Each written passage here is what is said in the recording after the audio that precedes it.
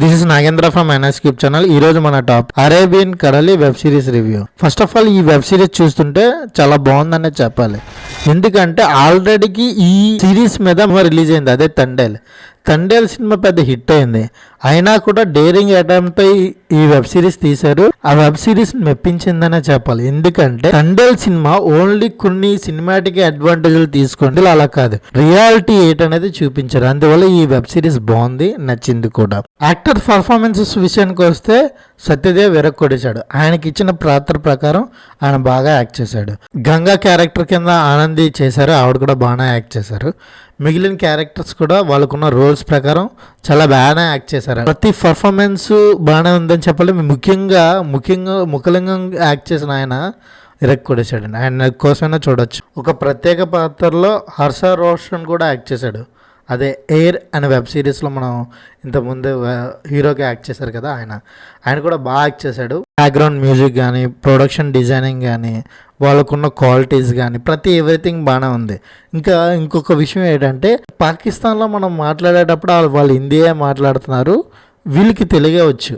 So అది కూడా కన్వీనియంట్గానే బాగానే చూపించారు.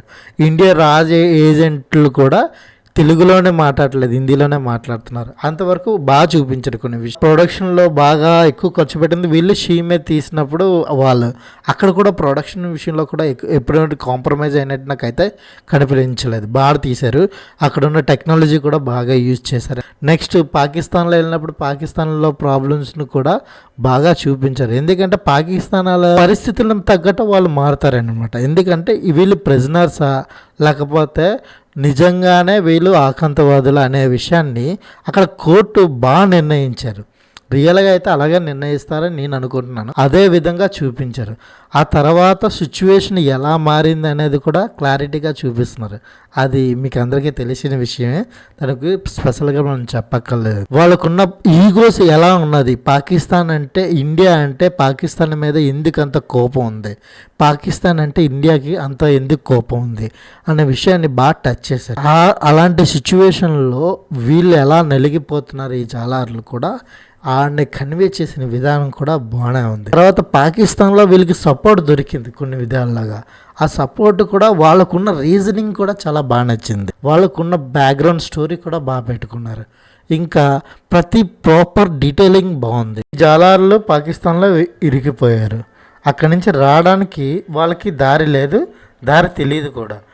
ఏమైనా చేస్తే ఇండియా నుంచి మాత్రమే చేయగలరు ప్రెజర్ పెట్టి.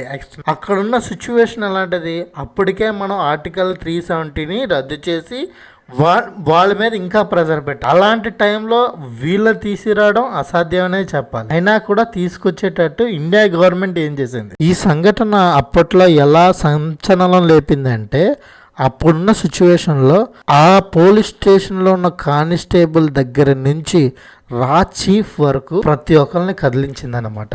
ప్రతి ఒక్కరు పనిచేసేటట్టు చేసింది. అంతలా ఇన్వాల్వ్ అయింది.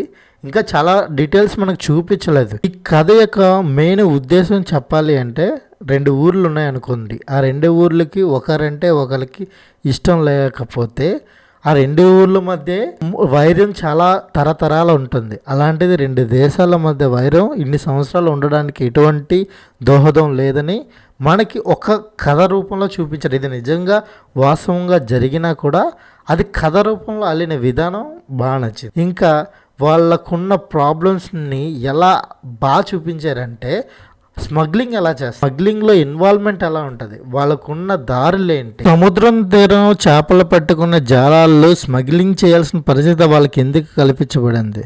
ఓకే, అక్కడ నుంచి వేరే ఊరు వెళ్ళి వేరే రాష్ట్రం వెళ్ళి అక్కడ చేపలు పట్టాల్సిన పరిస్థితి వీళ్ళకి ఎందుకు వచ్చింది అనే విషయాలు కూడా బాగా చూపించారు.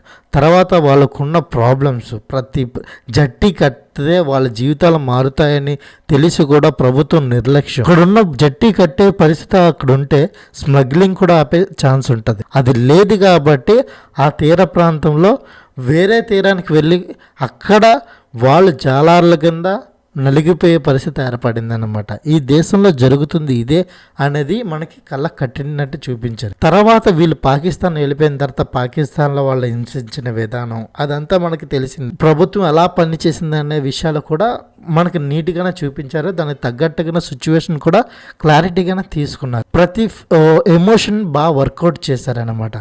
మెయిన్గా చెప్పాలంటే ముఖలింగం క్యారెక్టర్ని అయితే హైలైట్ చేశారండి. ఇలాంటి క్యారెక్టర్ నిజంగానే ఉంటుంది ముఖలింగం క్యారెక్టర్. ఆయన కోసం ఈ వెబ్ సిరీస్ ఒకసారి చూడమని నేను రికమెండ్ చేస్తాను. ఓకే, ఈ వెబ్ సిరీస్కి నేను ఇస్తున్న rating 3/5. This is Nagendra from NSCube channel. Please subscribe my channel. Thank you for watching.